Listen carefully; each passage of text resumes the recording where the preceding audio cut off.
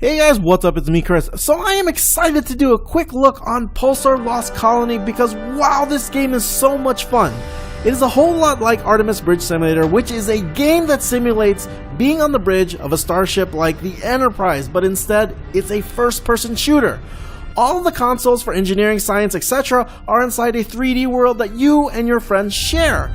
In fact, you get to roam around and explore your ship as well as other planets, space stations, and even other enemy vessels.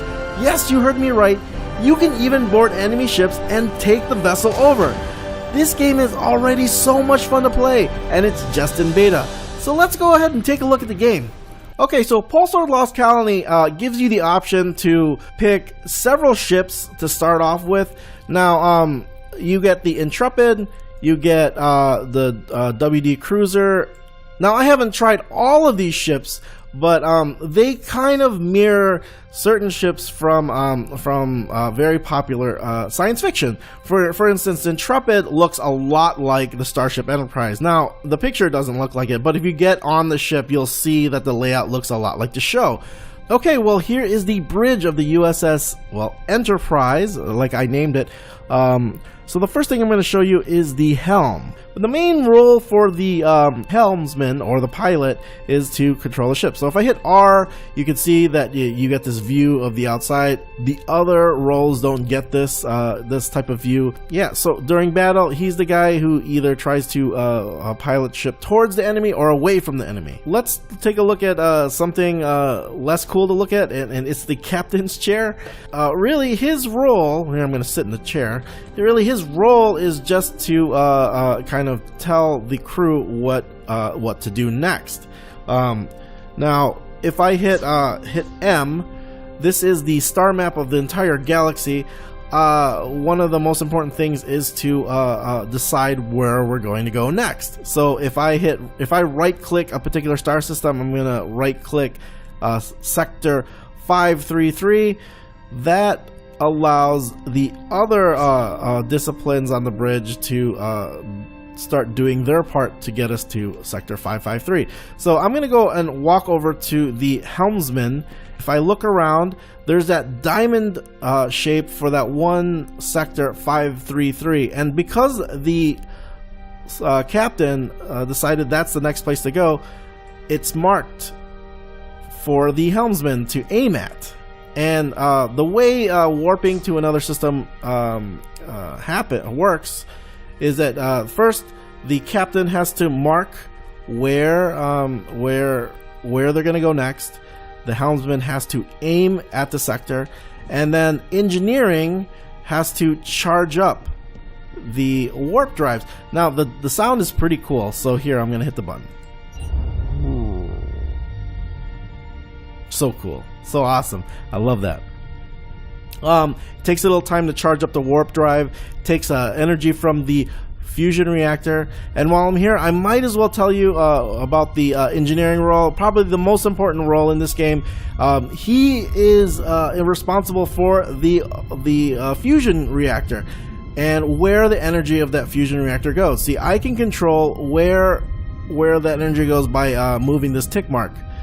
Engineering is using, as you can see from this bar, no energy. The science lab is using a good amount of energy. Now I can cut him off by putting this tick mark a little bit down. During battle, the shields is probably important to have all the way up, but it's really important, again, to watch that core temperature, because this is what he watches probably all the time, the engineer I'm talking about. Now he also has this total usage bar at the bottom, so if things get really bad, he just kind of throws the tick to the left to kind of let the core temperature drop a little bit.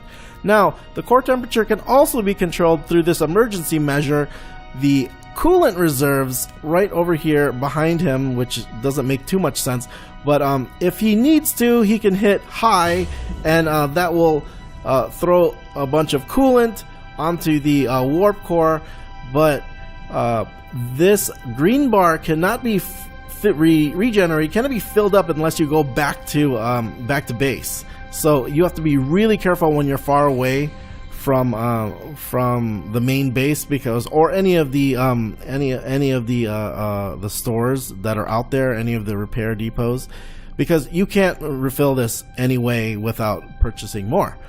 Oh, this thing you're gonna see all over the ship. This is kind of a quick view of the ship, like how we're doing. See our shields, our hull, whether our reactor is doing okay. Actually, that's kind of the temperature. It's saying okay. Sometimes it'll say super hot or something like that.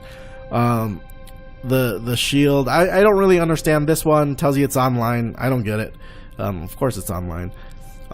This is the O2 delta. This is something about the oxygen on the ship, but that doesn't make too much sense to me. I think it's an unimplemented part of the game. These are more important. These are the separate stations across the ship. Oops. These are more important. These are the separate stations across the ship. This is engineering. This is weapons, life support, and science. So it's a value from 1 to 20. If they're damaged, you'll see it drop, and they can also catch on fire, and you're gonna have to go and run and put the fire out. Now if I hit 4, I have a fire extinguisher, and then so I could run over there and put the fire out. If you're familiar with the game FTL, you'll kind of see or feel the mechanics of FTL kind of come out on this game. Okay, so now I did set the jump for sector 533, and the engineer can hit that button and go ahead and set us to go to sector 533. So I'm gonna go ahead and hit that. And there we go. Check out the how it looks. It looks amazing. If I can go over there, I feel like I'm stuck. Okay. I got a new mission. So yeah, we are warping to sector 533. If I hit up this button and go back to the captain's chair, you can see that we're facing 553. And looks like command has sent us some orders. So I'm going to go ahead and hit brief. This is how you communicate with other ships and maybe and command. This particular quest or set of orders is something I've done before. You got to go and basically destroy another ship, and I should probably demonstrate that when I get a chance. Oh, one thing that I need to do is get the bots into the game, because I need someone to pilot the ship and take care of the other disciplines. As you can see, like these are like holograms. They're gonna do work for me. Now you can play the game in single player mode. It's not as fun, but oh shoot, looks like we've got 3 scout drones in the area. I'm gonna try to pretty much jump out of here. So I need to get engineering to start charging. Oh, he did. Good. See the AI already started charging the warp drive. I need to find a place to go, and we're gonna go to 1415 sector 1415, and hopefully we can get the engines to charge up so that we can get out of here. Well, here's science. I don't have time to do that. Let me get to the helm and kind of get us clear away from these security drones. They don't seem very happy. They want to kill us. Yeah, there's a sector 1415. I'm gonna have to like move into position so that when engineering is ready, looks like our shields are down. On the top right, you can see that. When engineering is ready, he'll be able to just hit the button if we can have 1415 in position. I want to face this way more. There we go. Okay, now I gotta run over to the engineering console on the bridge. Oh my gosh, it's not ready yet. Let's give it a little bit more power. Come on, engineering. So I'm basically, what I'm doing here is giving those controls more power. Oh, there. Now the ship is ready to warp, but the bot has moved us out of the way. There it is. Come on, face it. Now, I'm gonna face the sector, even though it looks like I'm gonna crash into the asteroid there, but that's okay. They haven't implemented that yet. You don't have to get out of the way of certain things to warp. Come on, there we go. Okay, hit the button. That's why it's so important to have another player here. Okay, so I'm warping to 1415, I believe, and there is a enemy ship there. While we're warping, I might as well tell you about the science station. So the science station is pretty complex, but again, this is a support role. Again, his role is to debuff the enemy and buff our ship. Okay, and the way he does that is through these programs. These would be, if you're thinking about RPG games, are his spells, but these are programs. This SH here is emergency shield boosting. If you press that, if I run that program, the shields on the ship will get a really quick boost of 450 shield points. And if I turn around and look, this is the shield reading. So we're at 250 something shield points out of 450. Okay, so by the way, these stats can be improved by getting ship parts. Pretty important mechanic of the game. So you can go to repair depots and trading posts and basically get parts for the ship.